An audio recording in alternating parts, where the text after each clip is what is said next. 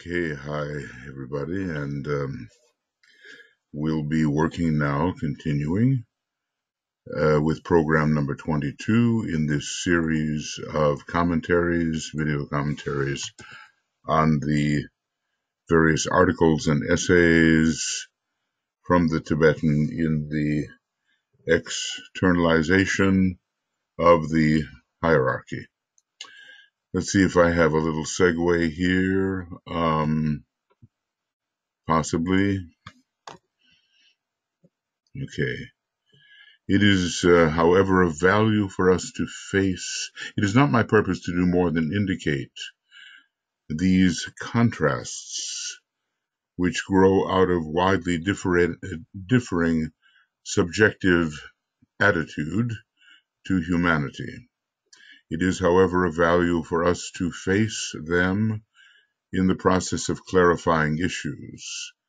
The basic contrast between freedom of speech, thought and action, which distinguishes the democracies, and the cruel suppression of all liberty of thought and personal activity, which controls the masses of Germany today. See, those are the contrasts, right? Are too well known to require emphasis by me. But I bring these contrasts to your attention, asking you to recognize your responsibility to stand behind those who fight for liberty and to end the activity of those who are the enemies of all human freedom.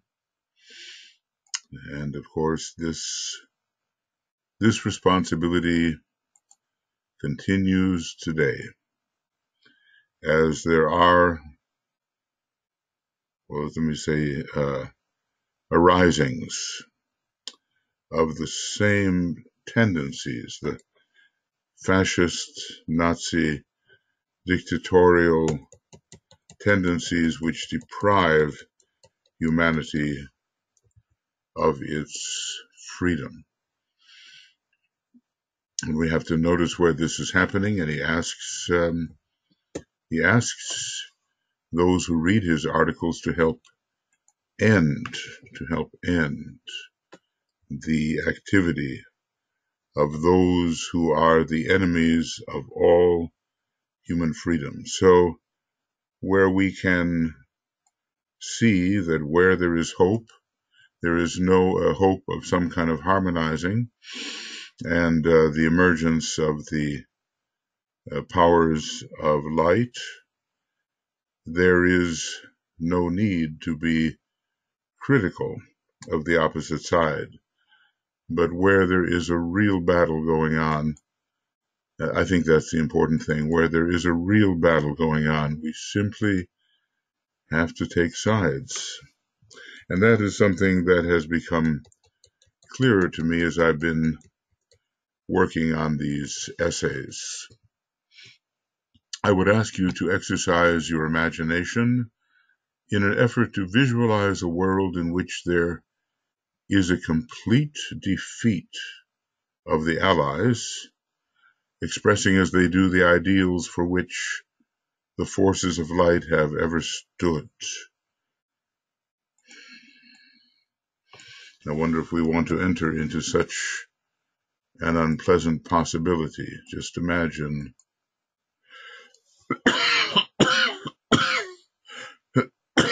excuse me, even today, that the dictatorial powers or the dictatorial aspirations should in some way prevail. It's an amazing thing how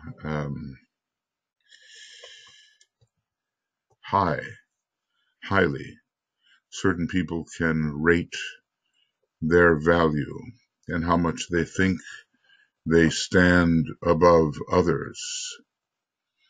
That has to be ended, and a true sense of proportion which is humility, a rightful sense of proportion, has to take the place of this lower Leonian egotistical exaggeration. I would remind you of two things. First, that these forces were defeated in an earlier phase of the conflict thousands of years ago. Now I'm wondering what he means by that, because millions of years ago, he seemed to tell us that the forces of light prevailed in Atlantis. Now, of what is he speaking at this point? These forces of light were defeated in the earlier phase of the conflict. Thousands of years ago, the earlier phase was in Atlantis, and millions of years ago, and he really did at some point here speak of the prevailing of the forces of light, and yet they had to withdraw to leave humanity to its own devices, which would slow evolution perhaps, but which would make it occur on a sounder basis. And secondly, that if they again go down to defeat, it will be largely due to the unpreparedness and the pacific attitude of the neutrals in the world. Well, this is really, again, demanding that people and nations question themselves about where they stand and what will be the consequences if they continue to, as it were, not to take sides. And of course, many of the neutrals had to offer certain favors to Germany in order to remain neutral. This was true of Sweden. I'm not sure to what extent it was true of Switzerland. Maybe it was not true of India, but there Nazism began to flourish. Had the Allies been ready, and that in itself would have indicated attitudes similar to those now being expressed in Germany, so to have been ready would not be a mark of honor, and had the neutrals stood together from the outbreak of hostilities and proclaimed as one voice, this thing must not be, Germany would then have been arrested in her triumphant progress.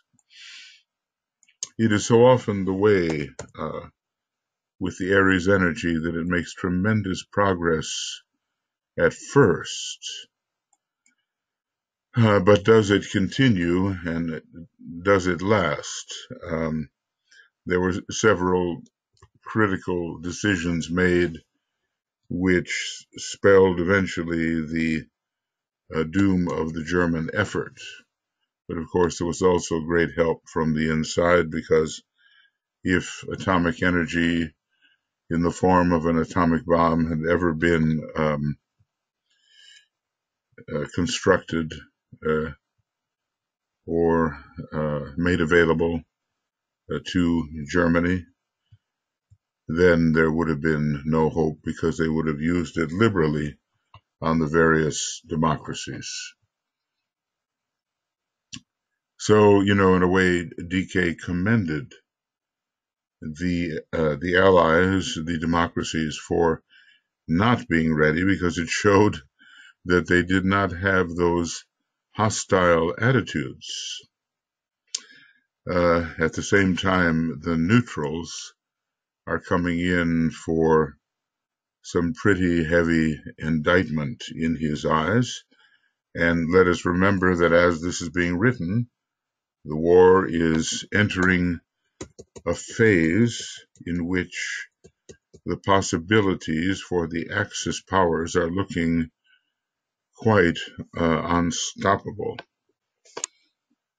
The Allies, however, were not prepared for the onslaught of the forces of evil. On the physical plane, their position was not impregnable.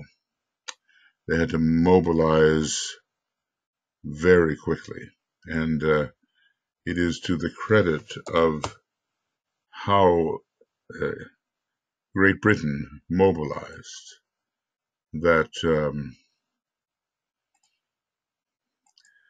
that there was still the chance of warding off the onslaught, warding off the possibility of conquest. I think we owe, as I looked at the position of Great Britain, and maybe, I'm not sure, does it include Northern Ireland as the United Kingdom, but what we see is a great service to humanity in the way a potential invasion was resisted. I think in World War I, there were aspects of Ireland which had sided with Germany at the time as a way of removing themselves from the yoke of the greater island, the Great Britain. And I'm not sure was that going on in World War II, but certainly in World War I it was. The neutrals at the same time have chosen and are still choosing the negative and weak way.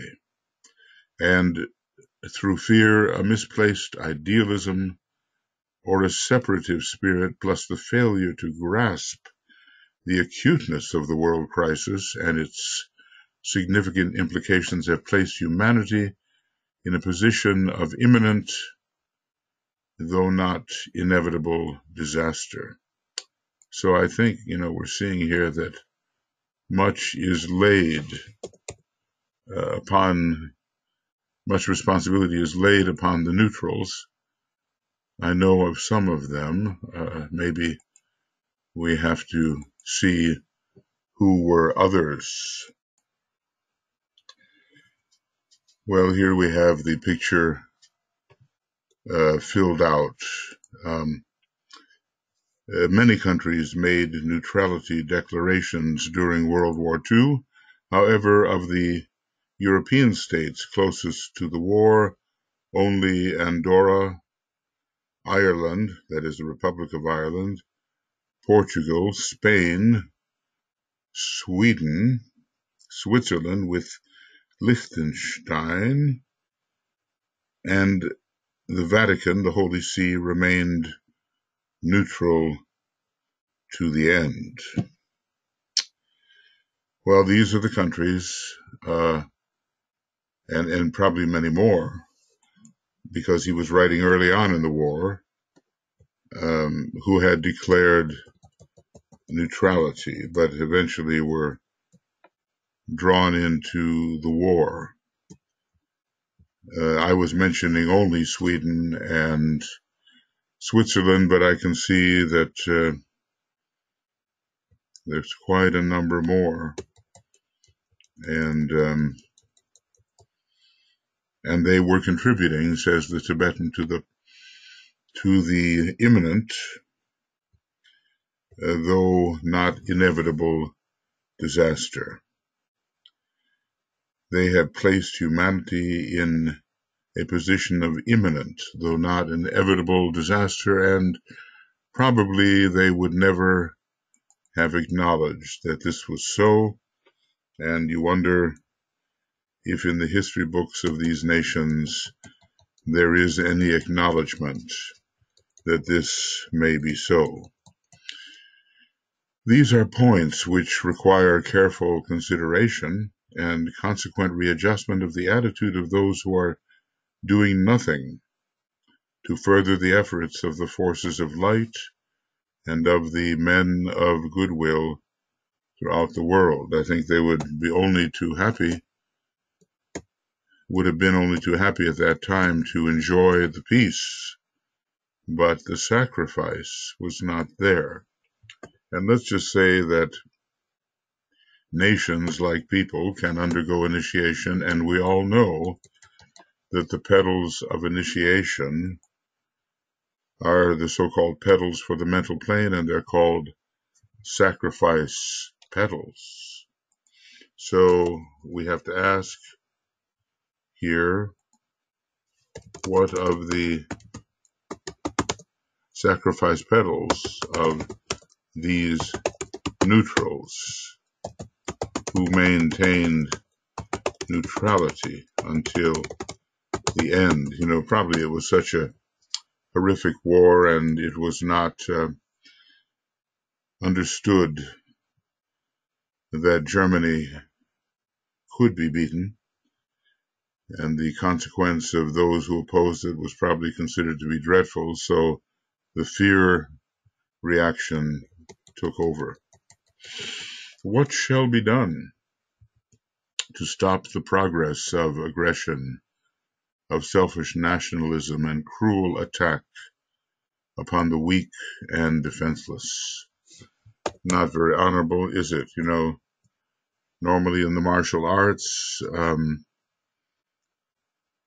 it becomes impossible for the honorable warrior to attack or to match himself against someone who is weak and defenseless. I'm thinking of a little scene from the Seventh Samurai. Kurosawa. These were films made after the defeat of Japan, and the film showed a great deal. This film showed what nobility was and what it wasn't. And there was one scene I'm recalling where a very astute samurai warrior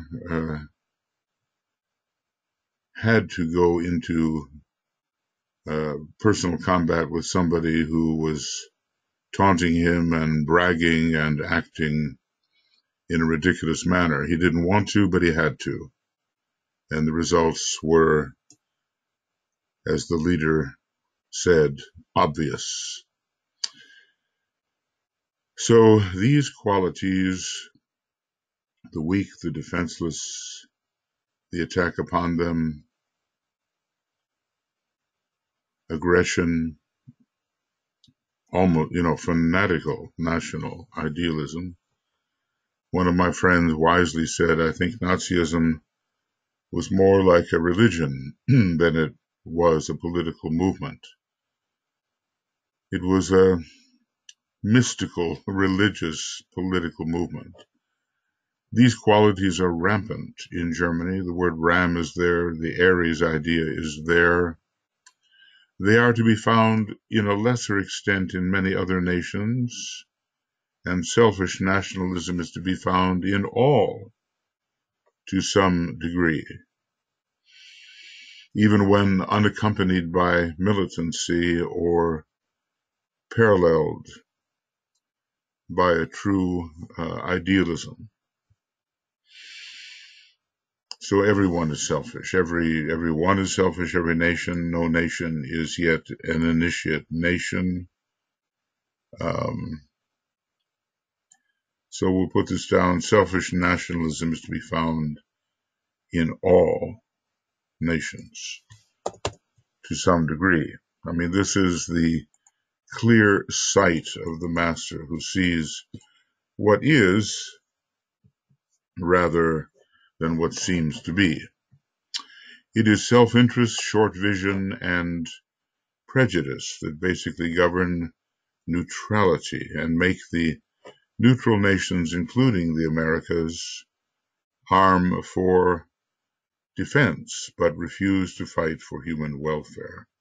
Well, this is an idea that he constantly repeats, and I guess the most dangerous instance of neutrality was that of the United States. Being a U.S. citizen and educated in the United States, I can tell you that the neutrality of the United States in either war is not emphasized in the schools. What is emphasized is the moment of entering the war, or the wars, both World War I and World War II. So it is self-interest, short vision, and prejudice that basically govern neutrality and make the neutral nations, including the Americas, arm for defense but refuse to fight for human welfare.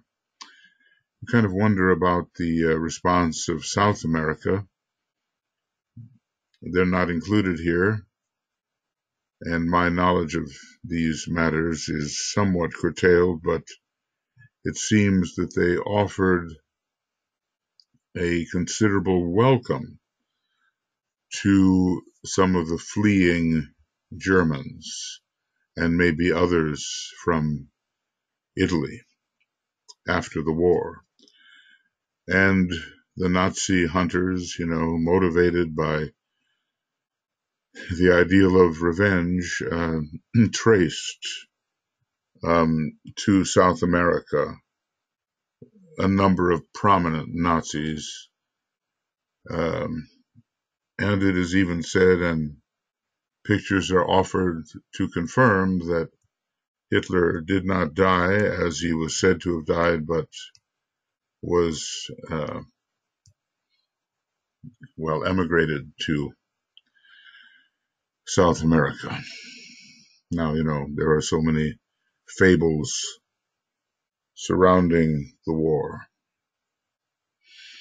So how then shall we awaken the world to the realities of the situation and so focus and direct a great world effort to throw off the yoke of dictators as they seek to dominate the lands outside their own? It's one thing to be a dictator with respect to your own country, but then you attempt to force your totalitarian regime upon others and to rule other nations as vassal states.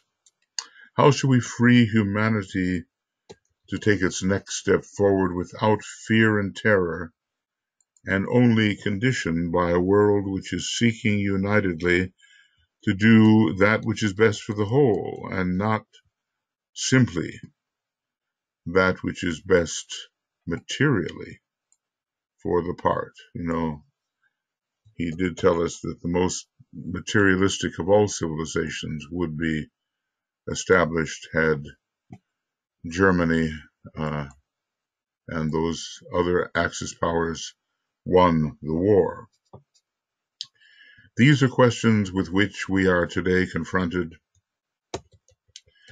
Desperately and fearfully, men are seeking a solution and turning hither and thither for help and comfort. Shall the demands so widely prevalent at this time for divine intervention rise so strongly to heaven that it will, perforce, draw forth a response and at the same time deprive mankind of its right to settle its own affairs, decide its own issues, and make progress by means of trial and error, and by the success of its own clear vision and its firm determination to find the right way out of the solution? See, that is what happened in World War I. This latter possibility was the one that prevailed. And there was no divine intervention, and such an intervention as was planned, as I have said, and you've probably noted, involved the solar logos. So one can only estimate how seriously this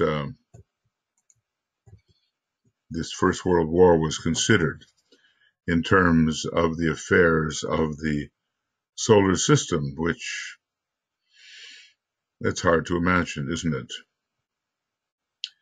Desperately and fearfully men are seeking a solution, and shall the demand for divine intervention rise so strongly that there will be, and thus deprive mankind of its right to settle its own affairs, and thus weaken humanity actually through a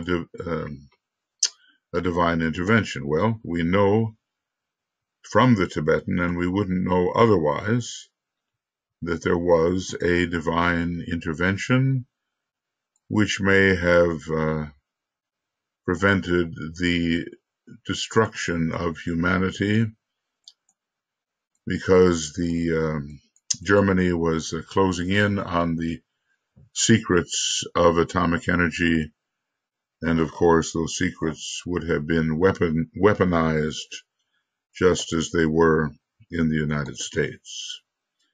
Such intervention is possible, but it is not deemed desirable by the forces of spiritual knowledge. They are therefore holding their hand, feeling that this time humanity must be encouraged to battle to the end on behalf of its hope and vision.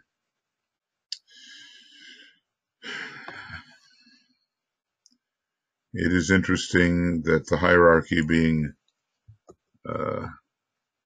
full of long-range vision, allows a certain amount of suffering to occur for the benefit of humanity in the long run and overall. Men pray for peace but will not pay the price of peace. This applies, of course, specifically to the neutrals. Calmly praying and leaving the work to other men, forces, or God is the easy way, satisfying the emotional nature but not involving clear thinking. It's amazing, isn't it, how much time the Tibetan is spending repudiating neutrality in this war, which at some point he really calls the Armageddon. I guess it remains to be seen whether the Armageddon spoken of in the Bible, or the Christian Bible, did take place, or whether it is still to be anticipated. According to some of the leaders in the Agni Yoga group, and apparently here according to the Tibetan, a type of Armageddon did take place, and it was World War II, or the second part of the Great War. Humanity has come of age. The child stage is over, and for weal or woe, for good or ill, men must decide for themselves the way that the world, their governments, and their social order must go. So there's an indictment here and a hands-off policy. This might be called, what can I call it here? Something like, hierarchical tough love. Maybe I'll call it that, And yet, of course, when the situation became so serious that humanity would be utterly defeated and the Black Lodge would triumph, then something did happen of the nature of a divine intervention. It's a bit like a parent, that says, okay, you're old enough now, do this yourself. And the child is left to do something with some elements of danger in it by himself or herself. And yet when, let's just say, an accident looks impossible to avoid, or harm to the child, irreparable harm, let us say, to the child looks impossible to avoid, there is an intervention by the parent. Yes, the child did not gain in strength, but at least the child was not destroyed. we'll see increasingly what he says about this. See, our job now is, since the door to the dreaded place where evil dwells had been left ajar at the end of the war, and evil was not fully driven back, but re-entered in various ways. Our task is to see to what extent the analysis and advice of the Tibetan can be transferred to the present situation, which could be called, as it is said, fighting to the last ditch to prevent being rooted out. That is, there are ditches, and the forces of selfishness and even of evil hold on so that they will not be rooted out and their effectiveness negated and their methods destroyed, and their own destruction too, although it is not up to humanity to destroy the forces of evil. It's up to humanity to prevent the activity of those who represent the inner subjective forces of evil. A new world order is possible, and there are certain steps which need to be taken if the vision of this new world is to enter into the realm of accomplished fact. Now, we are in that period now where we are, so to speak, rebuilding the shrine of man's temple, of the temple of man, and of that towards which civilization can be spiritually oriented.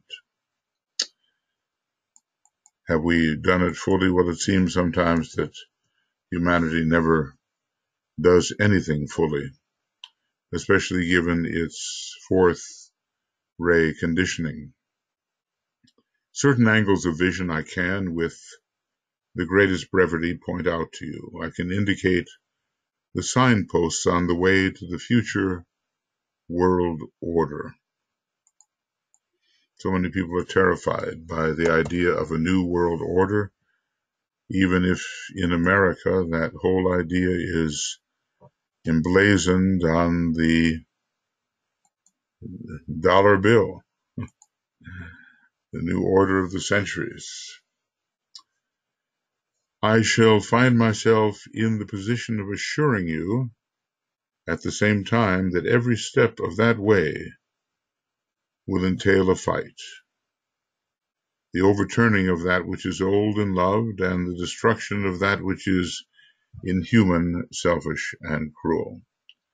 Well, we see this in the governmental chambers of the world, and legislative battles are consuming the interest of the parliamentarians, the Congress people, the senates, they are engaged in a battle, and the battle is usually drawn along one of two lines, either a regression into selfishness and limitation and some kind of dissonance, or a forward movement into inclusiveness and cooperation and true care for the other human being, the foundation of the expression of love. I shall have to impress upon you the prime and initial necessity to overthrow the entrenched forces of aggression as they function today through the medium of the totalitarian powers.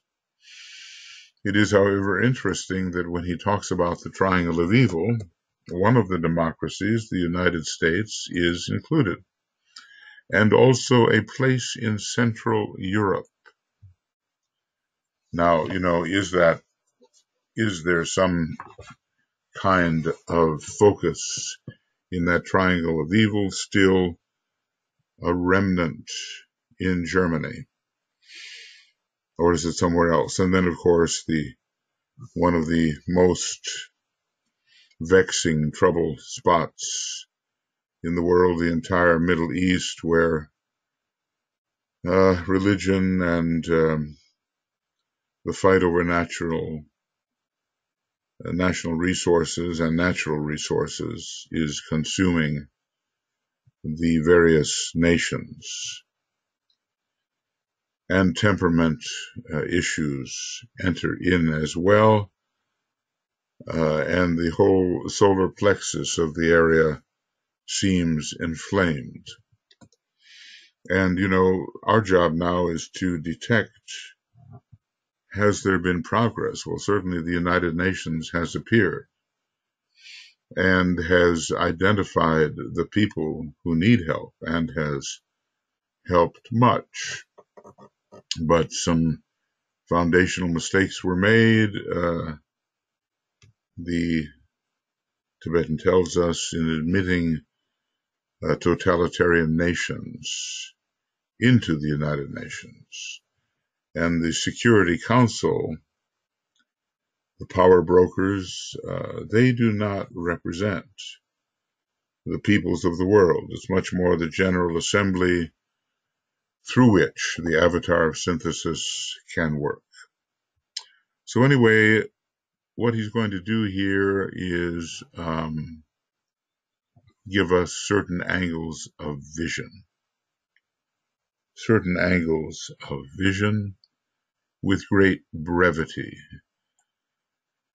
And we will see, how they apply to our present, really difficult situation in the world, with much selfishness, much dissonance, and no real vision shared in common as to what regards the progress of humanity. We're not there yet. We're still fighting egotistically for our national rights. Okay, so I just want to see, I think we ended on 2. Was that it? Let's just see where we actually are. 239, and we're so far 241. Okay, we're inching along. First, I would ask you to ponder on the vision of this new world order, preserving an open mind and realizing that this new mode of living hovers over humanity and will materialize when selfishness is defeated. It's a Leo-Aquarius contrast. That doesn't mean that you cannot have a great server in Leo and a selfish individual in Aquarius. It doesn't mean that at all. But in general, the regard for the group that is found in Aquarius and the tendency towards self-centralized selfishness in early Leo, these factors are well noted and are on display for those who really want to investigate the situation. So, although some are horrified by the idea of a new world order, thinking that somehow their personal freedom will be abrogated, which, when considering the personal factor, it may well be, for sacrifices will be made for the group good. Although that is so, there is so much in the sign Aquarius, which suggests the universal love and the coming unity which this impending age can bring us. So it hovers over humanity and will materialize when selfishness is defeated. Well, the powers of militant evil, selfishness, were defeated, but still selfishness prevails widely in many places. When selfishness is defeated, right human relations are correctly envisaged, and the ideal of this New World Order is divorced from all nationalistic concepts and aspirations. It's not a New World Order based upon Germany's views or the views of any one nation, favoring that particular nation above all others. It's not that kind of New World Order. But, even the word order is there, isn't it? And as we enter this seventh ray age, we think of Uranus, a major distributor of the seventh ray, and how it revises all relationships and makes them conform more closely to the archetype in the mind of the creator. It will not be an American world or a French world or a British world or a totalitarian world. It will be the outcome of the civilization which is passing and the culture which is the flower of that civilization, but at the same time, it will be neither of them. It will be a human world based on right understanding of correct human relations, upon the recognition of equal educational opportunities for all men, for all races and nations, and upon the fundamental realization that God hath made of one blood all the peoples of the earth, upon the earth. It will be a world in which racial distinctions and national unities will be recognized as enriching the whole and as contributing to the significance of humanity, the significance in a larger context. Such distinctions and nationalities will be preserved and cultured, and this gives the lie to totalitarianism. And I want to put in here, unlike the totalitarian model. So such distinctions and nationalities, as in the destiny of the nations, will be preserved and cultured, not in a separative isolation, but in the realization that the many aspects of human unfoldment and differentiation produce one noble whole, and that all the parts of this whole are interdependent. All will comprehend their relation to each other in one progressive, synthetic human endeavor. This is a marvelous paragraph. One synthetic human endeavor, and the enterprise of united living will produce an interior work which will flower forth in the production of a beauty and a richness which will distinguish humanity as a whole. In Esoteric Psychology 1, he tells us of the coming of the imminent Renaissance, and I guess what else could we expect when we have the fourth ray from its monadic nature entering in 2025. In this, all will share with wisdom and a planned efficiency, offering to the planetary life and to each other that which they have to contribute. This will be made possible because the whole of mankind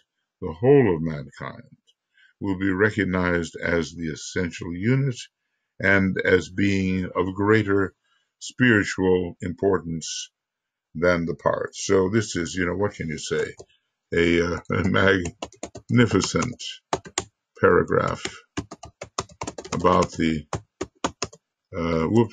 New World Order. And, I want to see if I will be allowed that. New World Order. Okay. We'll put an R there. New World Order. This order should be definitely on our mind, and it is what we are working towards together. And it is an aspect, a major aspect of the divine plan. And here the Tibetan has described how no one group can be seen as the leader of the New World Order, but it is for humanity itself and for all peoples and nations within humanity, and it is based upon the idea of contribution and the distinction and right cultivation of the qualities of the various nations. That's why I think it's so important, to read the destiny of the nations. Yeah, I think we should do that book in this way too, although so much has changed, Still, the destiny of the nations, to see what it is that each country will be able to contribute. I mean, isn't it the height of foolishness to try to eliminate the values which might be forthcoming from various nations and to exalt one's own partiality above all others, as if refusing the contributions, national contributions that could enrich everyone and oneself, every nation and one's own nation. Ultimately, selfishness becomes so very self-depriving because it eliminates all the good that can flow from the other who shares within the wholeness in which one participates. Well, we have a lot of work to do in the Aquarian age, and if we can get inspired, enthused by the possibilities, then we can approach the whole task with a great joy, because it is given to those of us who study spiritual occultism really to cooperate in a way that is helpful in manifesting the divine plan. And there's a great joy in that. It will not be an American world or a French world or a British world or a totalitarian world. It will be the outcome of the civilization which is passing and the culture, which is the flower of that civilization. So the beautiful Pisces bloom flower will be there with us with all of its sensitivity and beauty, but at the same time, it will be neither of them. Not the flower of Pisceanism and not at the direction and behest of important and powerful nations. It will be a human world based on right understanding of correct human relations. I think, if we can make that just a bit bigger, why not? Upon the recognition of equal educational opportunities for all men, not just for an aristocracy that would be educated in a far superior manner to what is offered to other people. For all races and nations, equal educational opportunity. The internet is going to give that. It's going to come very close to that. and upon the fundamental realization that, quote, God hath made of one blood all the peoples of the earth. Well, certainly, that will probably be occultly proven in some interesting way, but it's one prana, one etheric force animates all peoples and all nations. And this we have to understand, that the life flowing through the veins of any, and the etheric vitality flowing through the nadis of any, are shared. Life, blood, and vitality shared by all. It will be a world in which racial distinctions and national unities will be recognized as enriching the whole and as contributing to the significance of humanity. Well, right now we decide, who are our friends and who are our enemies without looking at the liabilities of our friends and the possible virtues and contributions of our enemies. So one must be fair-minded about all this and look on with impartiality, realizing that every human being is, after all, a human being. And if we unveil that human being to a sufficient extent, we will find absolute commonality at the root of it all, pure being. So such distinctions will be preserved and cultured, and not seen as a reason for repulsion. The totalitarians want everyone to be the same, and there will be no attempt in this new world order to crush out valuable distinctions between national cultures. So, and it will not be a separative cultivation, but these many aspects of human unfoldment and differentiation produce one noble whole. That's such a beautiful idea. One noble whole. And that the parts of all this whole are interdependent. Well, these can seem like dreams, and some people repeat a mantra, even very kind people. You can't change human nature, with a negative slant to it. But then again, the heights of human nature are not known by people who repeat that kind of mantra. So all will comprehend their relation to each other in one progressive, it will move onward, progress onward, synthetic human endeavor, and the enterprise of united living will produce an interior work which will flower forth in the production of beauty and richness which will distinguish humanity as a whole. What a vision. And if we want to know what we're working for, this paragraph and some others really paint the picture of that towards which we are working, that which we seek to establish.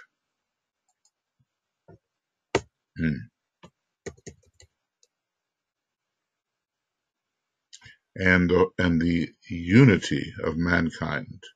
Mankind as the essential unit will be understood, and the whole, it's like the one and the many, the whole and the part,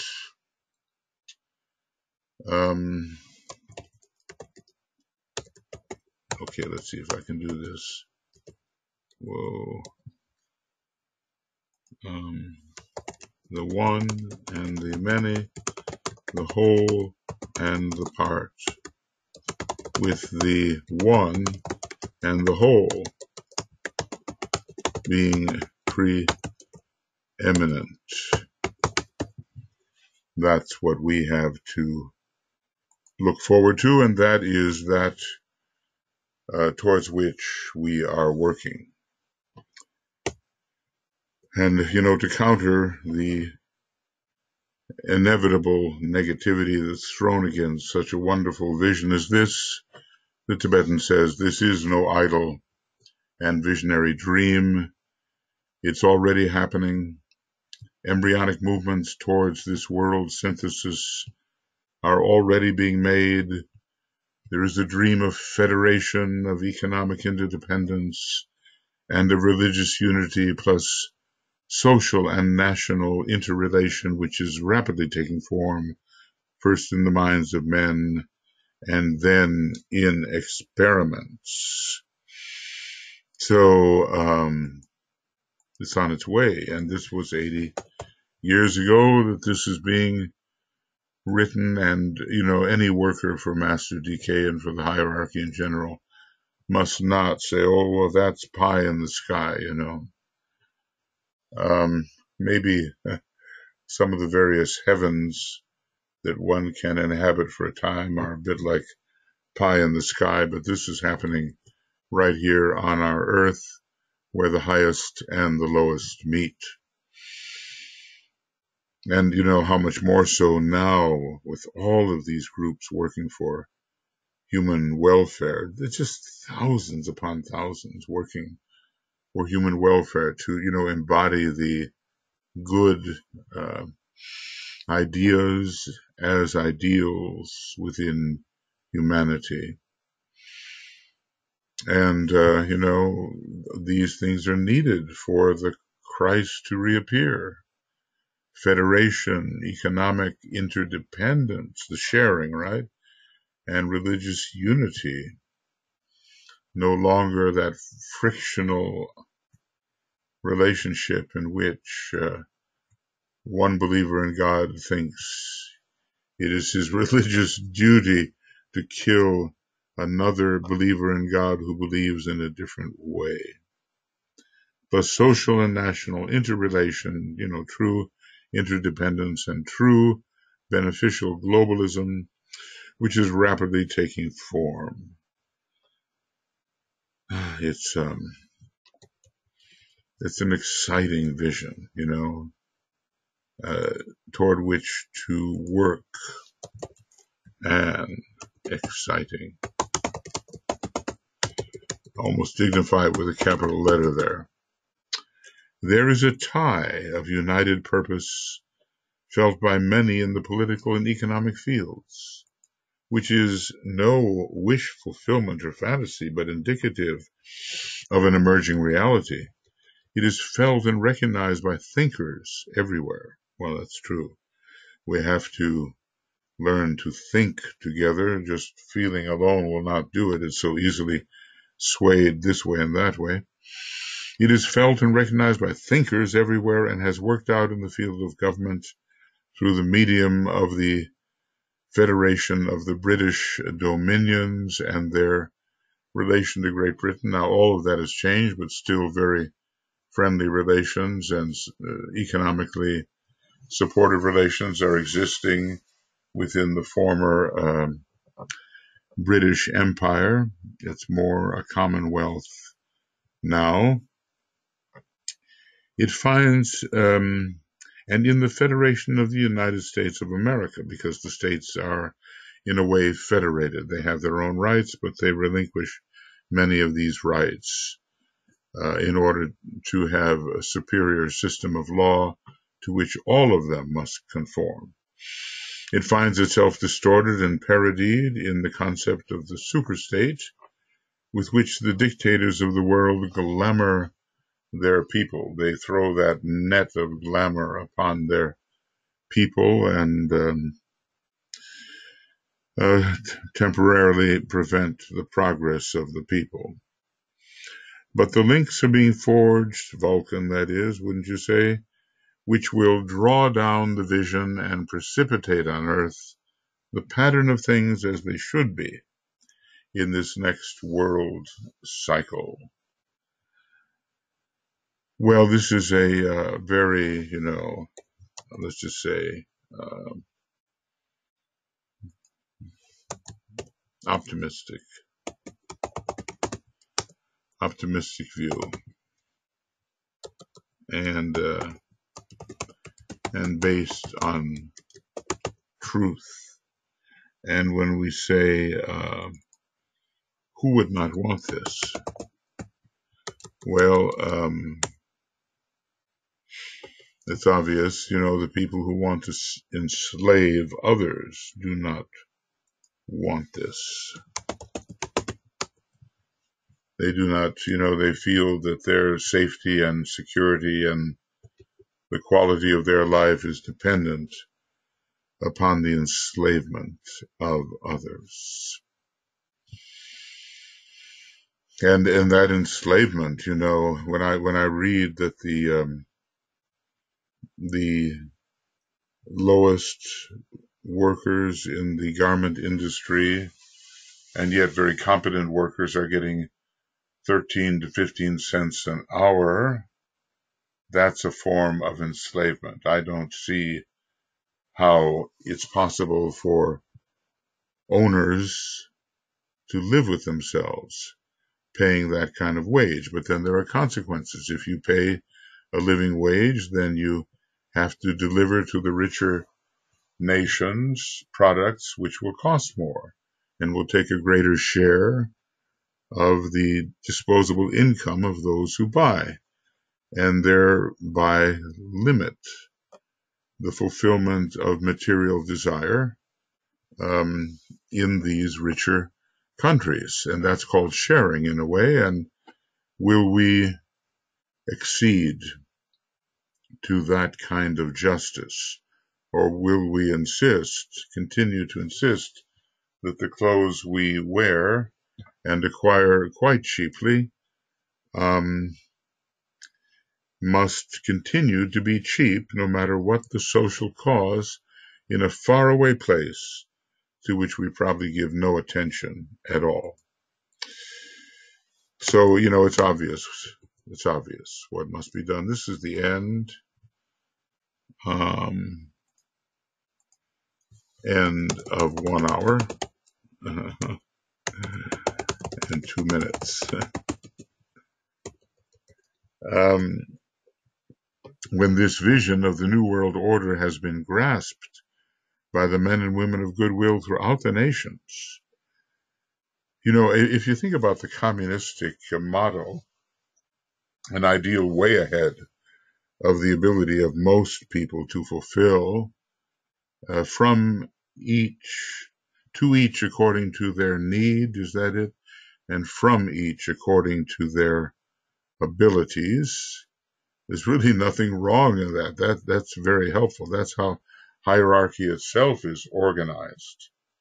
And, all of us have needs, and there are spiritual powers that will fulfill them. And all of us have something to contribute, some abilities by means of which we can enrich the whole. What's wrong with that? Well, those who live according to the principles of the grasping personality and who seek a notorious elevated exclusion from others will say, well, this doesn't give me any freedom. I cannot express myself. I'm bound to the welfare of others, and I don't want to be bound to the welfare of others. But the days of a deeper and wider heartfelt responsibility for others, those days are on their way. And with the young people rising up, as I see it, there's always going to be those who enter fresh from Devachan, fresh from the inner worlds, and they just will not at first abide the stupidities that to which we have reconciled ourselves, and according to which we have, in a most compromising way, agreed to live. When this vision of the New World Order has been grasped by men and women of goodwill throughout the nations, and has become part of the life and mind of every disciple and aspirant, then the next step will be to study the factors which are hindering its materialization. I imagine at a peace university, such as there is in Costa Rica, I think, and that university had the influence of a very wonderful man, Dr. Robert Mueller. He lived to a ripe old age. He's passed on now. He used to lecture all the time at the Arcane School or the Lucis Trust, especially when we began to have those full new moon meetings, which were all about service in the world. And I think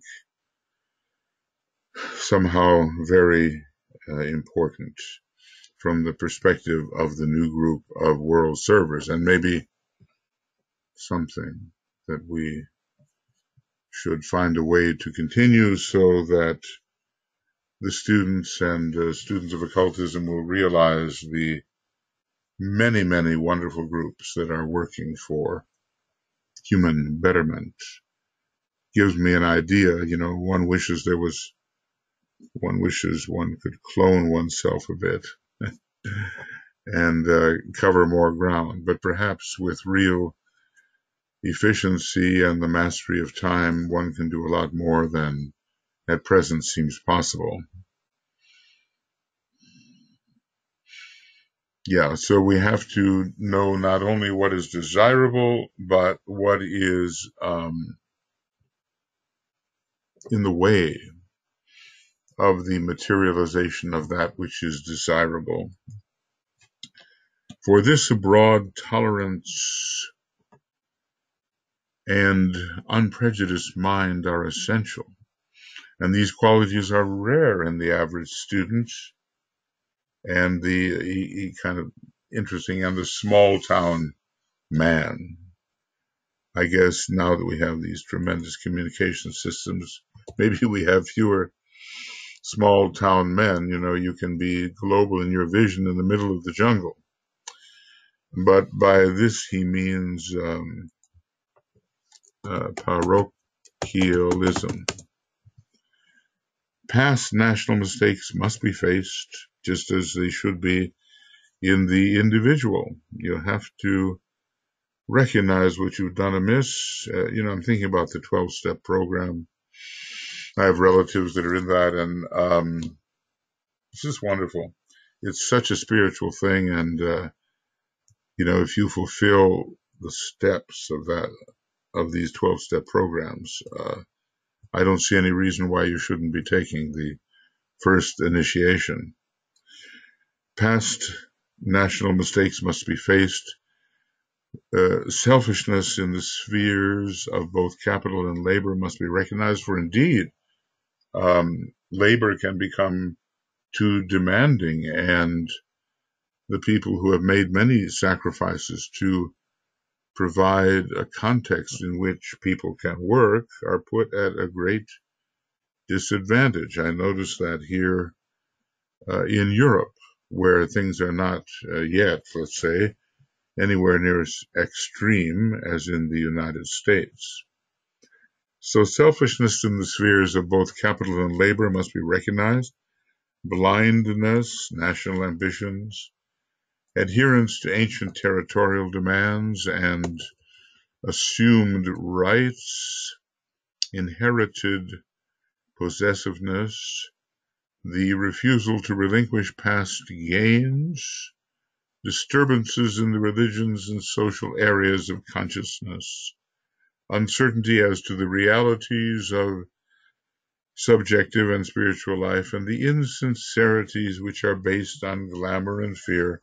All these factors are woven into the life pattern of every nation.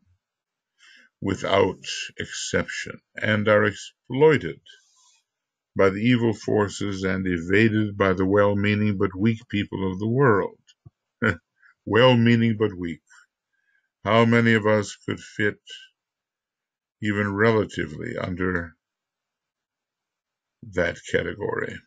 I fear far too many of us could fit there. Well, we have to be not only well-intentioned and well-meaning, but effective in service and strong. These must all be seen in their true perspective. The eyes of the people who seek to work under the forces of light must be lifted from the world of effects into the realm of causes, of course. And that's what spiritual occultism allows us to see. We can be among those who see causes in a truer light. And therefore, we will have a degree of illumination which will really help with the manifestation of the divine plan. There must be appreciation of the factors which have made and conditioned the modern world, and these predisposing factors must be recognized for what they are. So let's just say this is always being repeated in this book to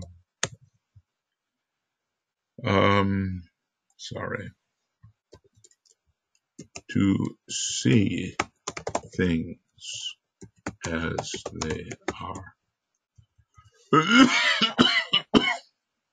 This is what is needed, and not in some fanciful, imaginative, wishful thinking mode.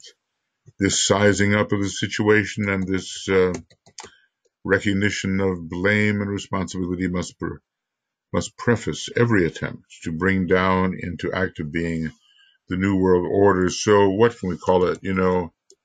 Realism in assessment before invocation of the New World Order. There's so many good things in this paragraph. Obviously, one has to think and apply. So the next step will be the study of what is hindering. And here are a lot of things which are hindering.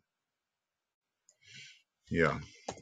And we really have to be realistic about these factors. Otherwise, we doom ourselves to futility. And, it's not a pleasant thing to be well-intended and futile at the same time. Not a pleasant experience at all, and one from which many disciples suffer with corresponding recriminations which weaken one and rob one of joy. Do you know what I'm talking about? I think so. Do I know what I'm talking about? Well, I think so. I think so. And this business of having our eyes lifted into the world of causes, rather than be preoccupied with effects which we cannot trace to causes. This is the beauty of spiritual occultism. I would use the word occultism in general, but it's been so corrupted, that I have to state what our motive is, the betterment of humanity and the conformity to the plan of God.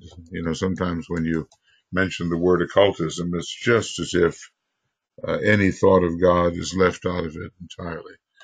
But that's not the case whatsoever, obviously, in the spiritual occultism which the Tibetan has presented to us. So, all of our faults, they can be exploited. They can be exploited. And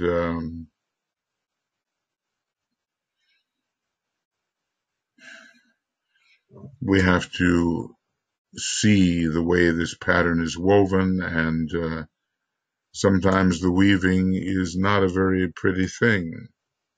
There's that old story about Master Moria, when he was a king of some kind, which I think he probably was frequently, and a tapestry was brought before him, which he had ordered, and it had been in process for 10 years and consumed every energy of the weaver's skill, and one thread was out of place. And he demanded that the entire tapestry be woven again. Now that's going to be a lesson the weaver will not forget.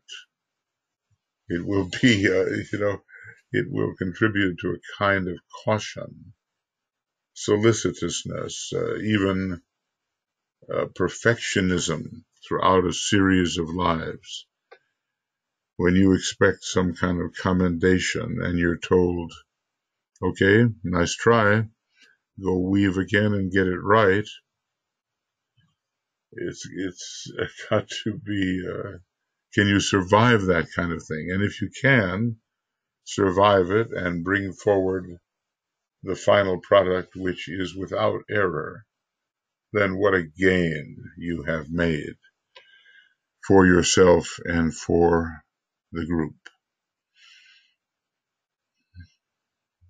So these forces, which can be exploited by the evil forces, we have to get rid of them.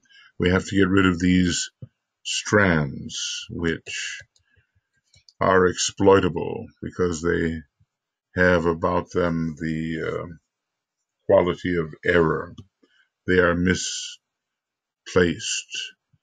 It's house cleaning, isn't it? We are all filled with certain energies which just do not accord with the next step of possible initiation. They compromise through their vibration, the needed vibration to pass through the door. So, I don't care what initiation it is, and I don't believe it should be said, oh, I'm taking the second initiation, I'm done with glamour, or I'm taking the third and I'm done with illusion.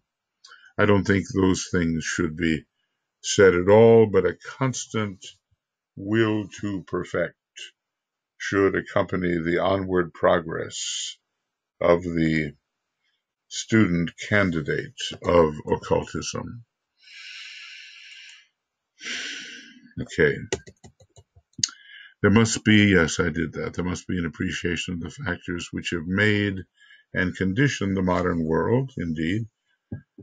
And these predisposing factors must be recognized for what they are. That's the point. And then sizing up, it's an idiomatic term. It means if someone has sized you up, he has gained in a few short moments the essence of your character, seeing the positives and the negatives. So, this sizing up, this recognition of blame and responsibility must preface every attempt to bring down into active being the new world order. Now, there is active being and there is inactive being. We might say that the world of becoming is the world of being in motion.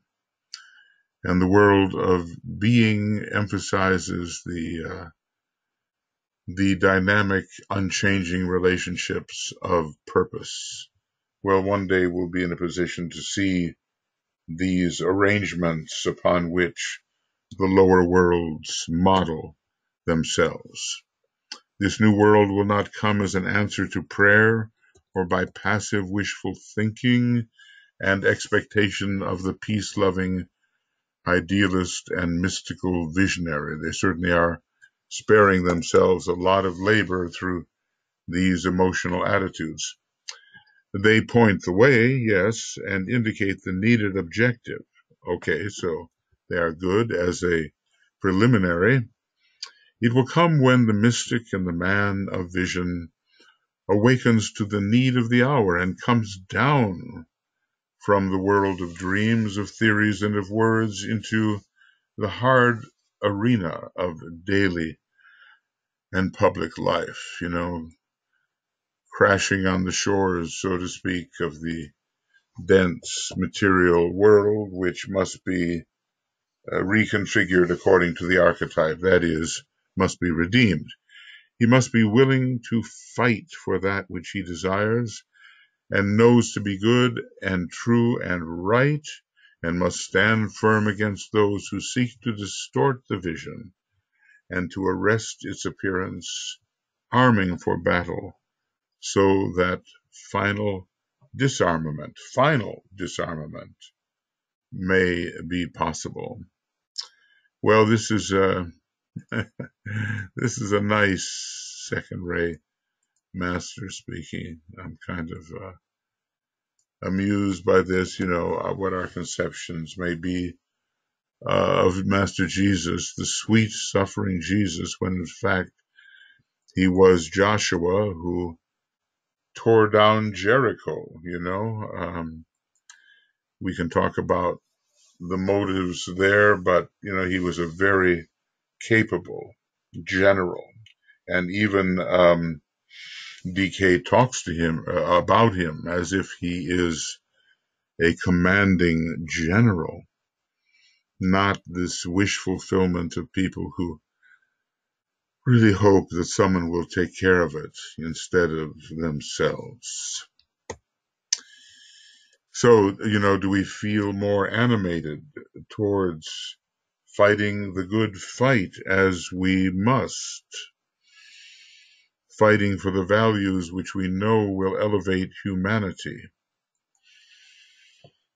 We have to arm for battle so that final disarmament may be possible. In other words, battle, struggle, and so forth, these scorpionic traits are necessary before the peace can come. And that's just the way it is on our planet, where the counter forces are in such close juxtaposition. So are we then willing to fight for what we desire and know to be true? Can we find a recent instance of that?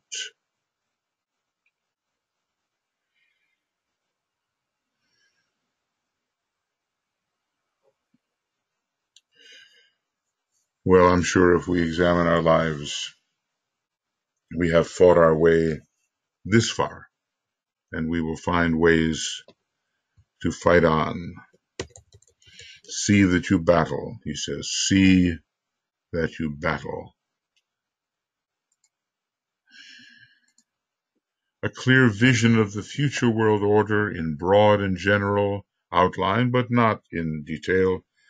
An intelligent recognition of the hindrances and impediments which block its appearance, and a willingness to take the necessary steps upon the physical plane and to pay the required price and tender the demanded sacrifices are essential attributes prior to the elimination of the hindrances which stand in the way of the new world.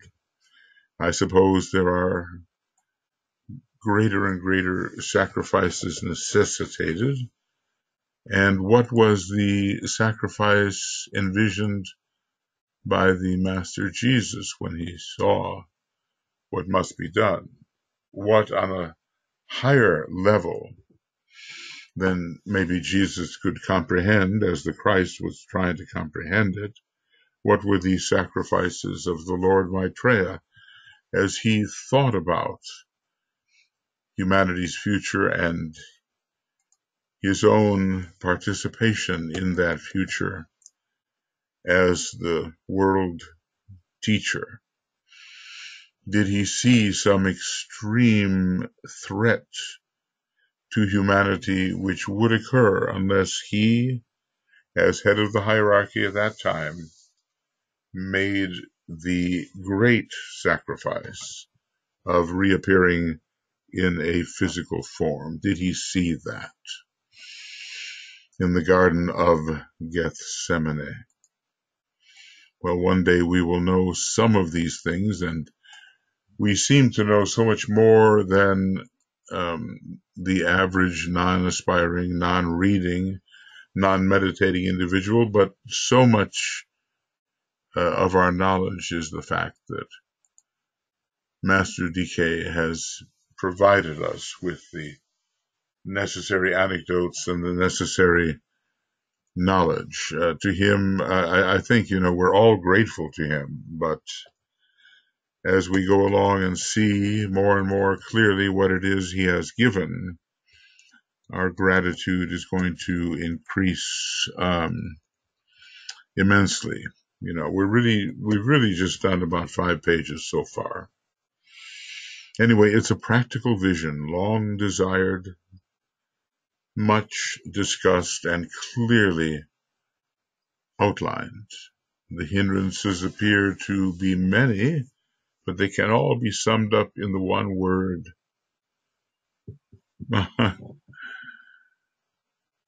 What is this word?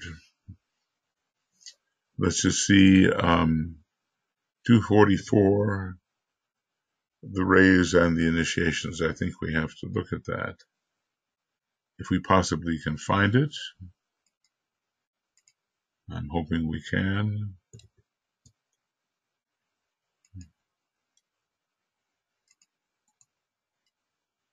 Okay. The externalization, and page 244 is a practical vision, long desired, and the hindrances appear to be many, but they can be summed up in the one word, and that's the one word missing from this, strangely. I don't know why.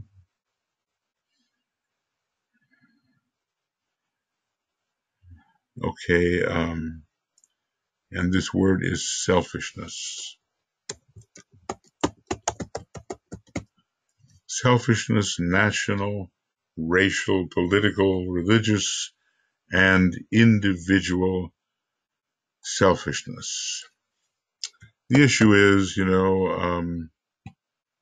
Mars is a non-sacred planet, but very powerful and influential on our inwardly sacred planet. Mars is the planet of aggressive selfishness, and it is also the god of war. And so as long as we seek to solve our problems through the crudeness of shooting wars, instead of carrying war onto the psychological level, so long will we have this selfishness. Now, maybe by the time the second initiation has been taken, there is a kind of major blow struck against selfishness. And towards this initiation, along with the building of the Antakarana and the entering into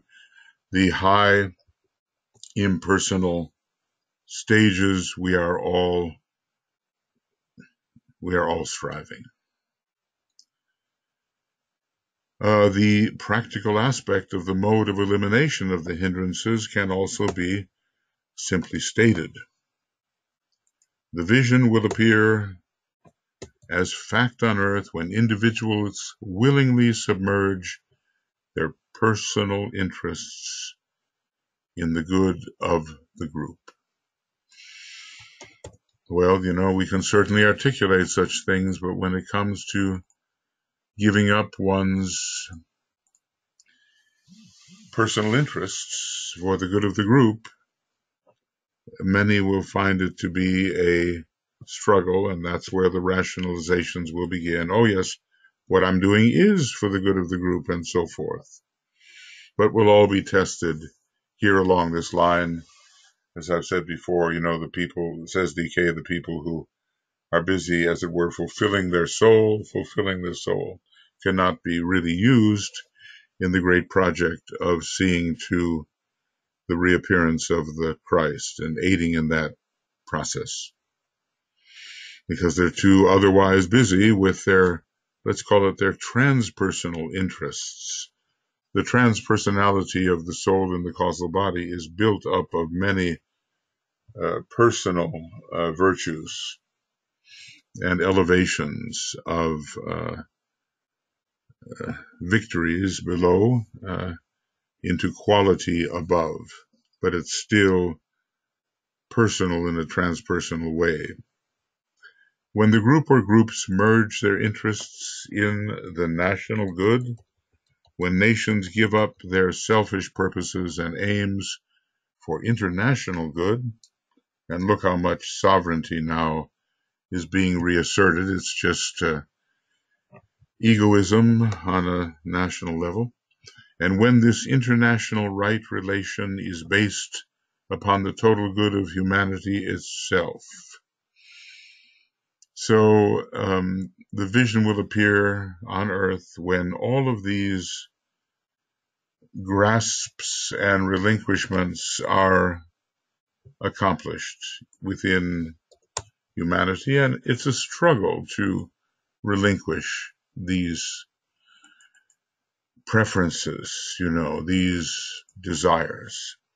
Thus, the individual can play his part in the bigger whole, and his help is needed, and thus the sense of individual futility is negated. Now, that is depressing many people. Have you ever really been under the impression of the, what do I want to call it, the demon of futility? It is a very enervating and depressing proposition. To the most unimportant man in the most unimportant national unit, there comes the call for sacrifice and service to the group of which he is a part. Eventually, humanity itself is thus swung again as an integral unit into the service of planetary life. Well, DK makes it seem so very irresistible, and that everyone, however unimportant they may deem themselves to be, and however unimportant they may deem their nation to be, everyone can be of great value. Well, this is the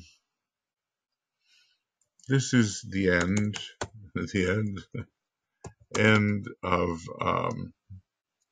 EXH program 22, 1.5 hours, and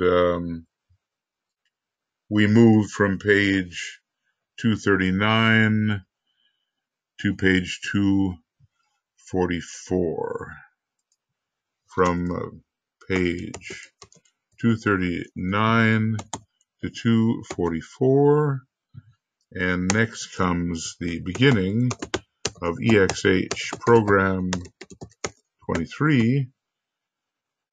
Oh, and what day is this? This day is the 17th of February, and beginning of the program on program number 23 and page 244 to something. We don't know what yet, and date will be XX. Whoop. Right here. XX of maybe later today, February 2019. I'm just, working around many external responsibilities, but then what really is external, we can't always be moving ahead in a straight line without attending to some of the requirements of karma and other dharmas. So we will continue here, and I think there's just very interesting material. I become aware that there are sections of this book which I have not read or read with sufficient care, and so I'm being given another chance, and maybe that is also the case for you. Okay. We're interested in establishing the new world order upon which the divine plan is based. Or at least when the divine plan is achieved, a new world order will be in place. And it will not be the imposition of a totalitarian order, which would deprive humanity of that aspect of divine will which is resident within each human being. Each of us is carrying a little piece of the puzzle. It's hidden in what our true spiritual name is, and maybe that's finally a monadic name, and in harmony with all others who carry an aspect of this secret, we must learn to express ourselves. Okay, friends, I'd love to be going on, but can't do that right this moment. No, cannot. Yeah. So many blessings, lots of love, study hard, meditate deeply, and apply whatever you can in whatever context seems appropriate. You will be triggered to know which aspect of the repository of virtue within your nature can be used in particular circumstances. See you quite soon, I think, and onward we will go.